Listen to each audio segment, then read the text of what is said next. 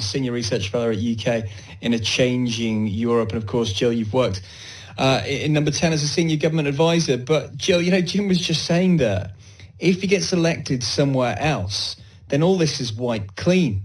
Do you think there's a possible return for him? Well, the formal penalties are wiped clean. Of course, what he doesn't lose is the sort of, record of having been censured by Parliament and, frankly, having so few of his fellow MPs come out to support him. And so many of his colleagues, there are 118 Conservatives, including Theresa May, Julian Smith, Andrea Leadsom, as well as Penny Mordaunt coming out and voting to censure him. So that doesn't go away. So he has that hanging over him, even if he does get a parliamentary pass back and not have to hang around in the queue with the rest of us. Who knows? I mean, there's quite a long way back. At the moment, he's not even on the candidates list. It would be up to Rishi Sunak and the chair of the Conservative Party, presumably, Conservative Party board, to decide to reinstate him as a Conservative Party candidate.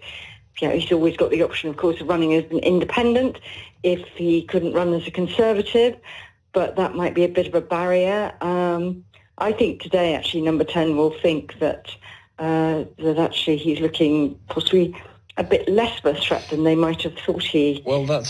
That's interesting, isn't it? Less of a threat tonight than he was yesterday. Those figures, again, so 354 MPs voted in favour, 7 against. We don't know exactly how many abstained, but I've just done the maths here, and I would suggest it's in the 270 mark.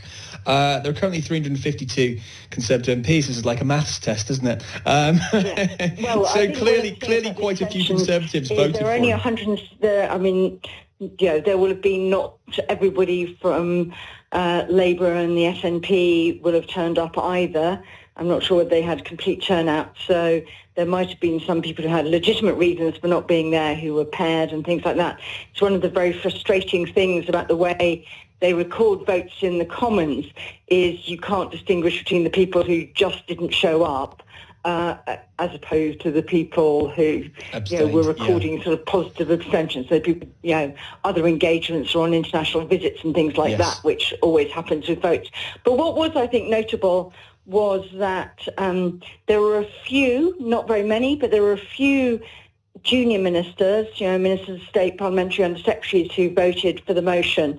But Penny Mordaunt, as far as I could see from the list that I've just looked at, was the only cabinet minister, along with Chloe Smith, who's doing maternity cover at the moment for Michelle Donnellan. Those were the only cabinet members who voted for the motion. So most of the cabinet clearly decided to take the option of being somewhere else and having pressing business, including, as far as I can see, the Prime Minister. Jill, just before we let you go, David Cameron was giving evidence at the COVID inquiry today, and he responded to the comments made by the British Medical Association's chairman, Philip Banfield, who claimed austerity was to blame for disastrous failures during the COVID pandemic. And I think we can hear a clip from him now. Making these difficult choices about spending it wasn't a sort of option that was picked out of thin air. I believed, and I still believe, it was absolutely essential to get the British economy and British public finances back to health so you can cope with a future crisis. So that was David Cameron speaking a little bit earlier today. Jill, what did you make of Cameron's response? Did you feel that he was rather defensive?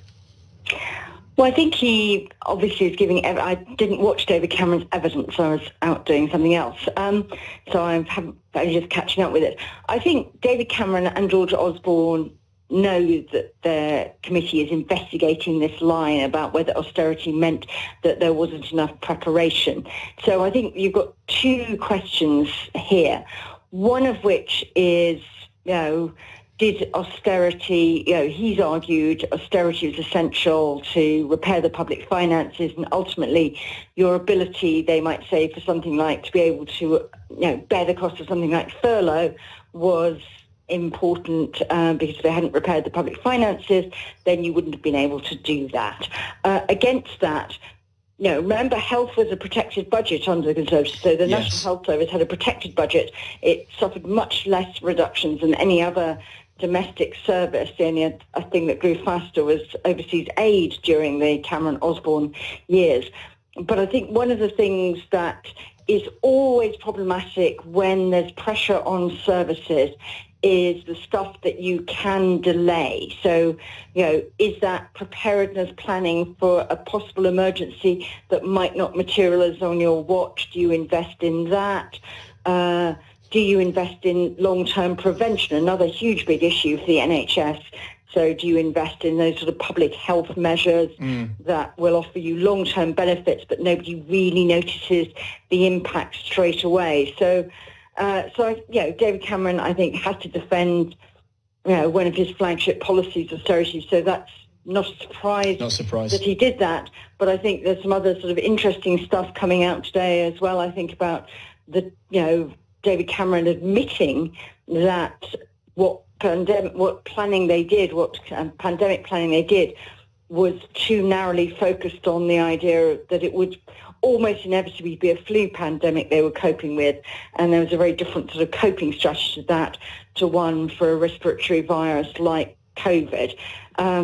So I think, it's always difficult. But as David Cameron says, in government, you have to make these very difficult decisions, and it's incredibly difficult when public finances are tight to resist spending on current services and put it into longer term investments of any sort.